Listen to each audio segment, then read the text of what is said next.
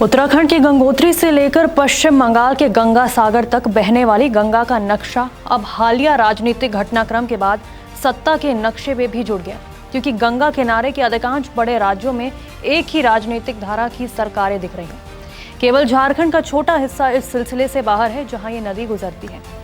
ये स्थिति बताती है कि देश में एक खास राजनीतिक गठबंधन का प्रभाव लगातार फैल रहा है।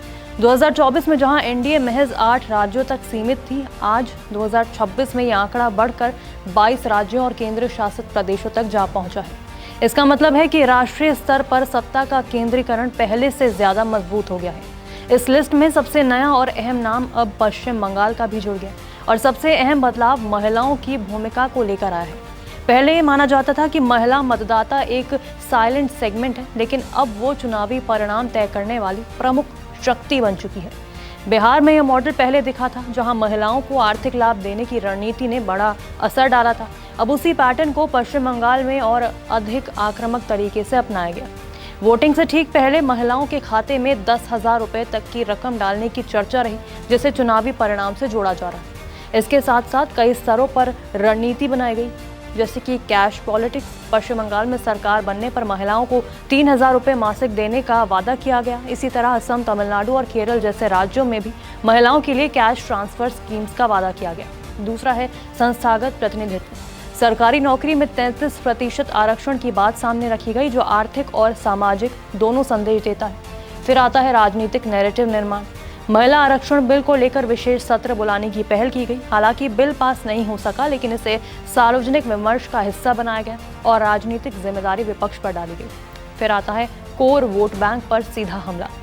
ममता बनर्जी की राजनीति में महिला वोटर एक मजबूत आधार माने जाते रहे। उन्होंने पहले भी कई योजनाएं चलाई थी, इसलिए चुनाव में महिलाओं को केंद्र में रखकर सीधी प्रतिस्पर्धा बनाई गई। वहीं देखा जाए तो लंबे समय से पीएम नरेंद्र मोदी के सामने कुछ क्षेत्रीय नेता मजबूत चुनौती के रूप में देखे जाते थे, खास तौर पर ममता बनर्जी, एमके स्टालिन। लेकिन पश्चिम बंगाल में सत्ता परिवर्तन और तमिलनाडु में डीएमके की हार के बाद ये धारणा कमजोर हुई है कि कुछ राज्य स्थायी रूप से क्षेत्रीय दलों के नियंत्रण में रहेंगे। इससे एक राजनीतिक मैसेज गया है कि राष्ट्रीय स्तर का नेतृत्व अब किसी भी क्षेत्रीय किले को चुनौती दे सकता है। चुनाव से पहले और दौरान कुछ ऐसे मुद्दे भी रहे जिनसे सरकार पर सवाल उठे, जैसे कि ऑपरेशन सिंदूर के बाद नेतृत्व की छवि पर चर्चा, अमेरिका ईरान तनाव और वैश्विक अस्थिरता, हॉर्मुज़ स्ट्रेट पर संभावित संकट, पेट्रोल, डीजल और गैस की कीमतों में संभावित बढ़ोतरी। इन सभी मुद्दों के बावजूद चुनावी परिणाम ये दिखाते हैं कि बड़े राजनीतिक जीत इन सवालों के प्रभाव को सीमित कर सकते हैं, कम से कम शॉर्ट टर्म के लिए। इस चुनाव में धार्मिक और सांस्कृतिक प्रतीकों का भी व्यापक इस्तेमाल हुआ। गंगा से जुड़ी राजनीति, गंगा सागर में स्नान, वाराणसी की यात्रा, ये सभी घटनाएं एक बड़े वैचारिक संदेश का हिस्सा थी। अंग, बंग और कलिंग यानी बिहार, पश्चिम बंगाल और ओडिशा को एक सांस्कृतिक धुरी के रूप में पेश करना भी इसी रणनीति का हिस्सा है। अब जब इन तीनों क्षेत्रों में एक ही राजनीतिक प्रभाव दिखाई दे रहा है, तो इसे सांस्कृतिक एकता के नैरेटिव के रूप में आगे बढ़ाया जा सकता है। अब सबसे बड़ा असर जो है वो विपक्षी राजनीति पर पड़ता दिखा है। इंडिया ब्लॉक के भीतर इस हार के बाद तनाव बढ़ने की संभावना हो गई है। राहुल गांधी की भूमिका पर भी सवाल उठ सकते हैं, खास तौर पर तब जब दिल्ली में अलग चुनाव लड़ने से आपको नुकसान हुआ।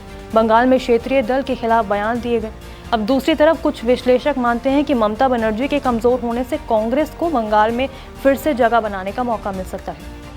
2029 की बात करें तो पश्चिम बंगाल की 42 लोकसभा सीटें राष्ट्रीय राजनीति में बेहद अहम हैं। किसी भी पार्टी के लिए यहां अच्छा प्रदर्शन करना केंद्रीय सत्ता के समीकरण को प्रभावित कर सकता है। राज्य में सत्ता हासिल करने के बाद संगठन को मजबूत करने, प्रशासनिक नेटवर्क बनाने और स्थानीय नेतृत्व को विकसित करने का अवसर मिलता है। इसका सीधा असर अगले आम चुनाव में दिखाई दे सकता है। तो सत्ता में आने के बाद सबसे बड़ी चुनौती केवल विपक्ष नहीं, बल्कि अपने ही संगठन को संतुलित रखना होती है।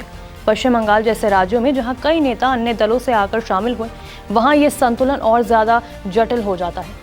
देश के प्रमुख 10 भाषाई राज्यों आंध्र, तमिलनाडु, केरल, कर्नाटक, असम, पश्चिम बंगाल, महाराष्ट्र, गुजरात, ओडिशा और पंजाब में से 6 में पहले से ही एनडीए का प्रभाव है। आने वाले समय में इन राज्यों में और विस्तार की कोशिश होगी, जिससे क्षेत्रीय दलों पर और दबाव बढ़ सकता है। खासतौर पर पंजाब को लेकर नई रणनीतिक हलचल भी देखी जा रही है, जहां हाल के घटनाक्रम यानी कि जैसे आप में टूट भविष्य की रणनीति का संकेत देते हैं।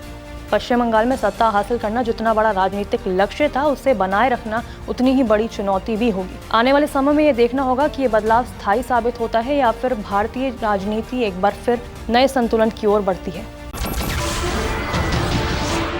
नमस्कार, मैं हूं मानक गुप्ता। अगर आपको हमारा ये वीडियो पसंद आया हो तो इसे लाइक और शेयर जरूर करें, और हाँ, हमें सब्सक्राइब और फॉलो करना ना भूलें ताकि आप देश और दुनिया की कोई खबर मिस ना करें। तो जुड़े रहिए हमारे साथ और देखते रहिए न्यूज़ 24।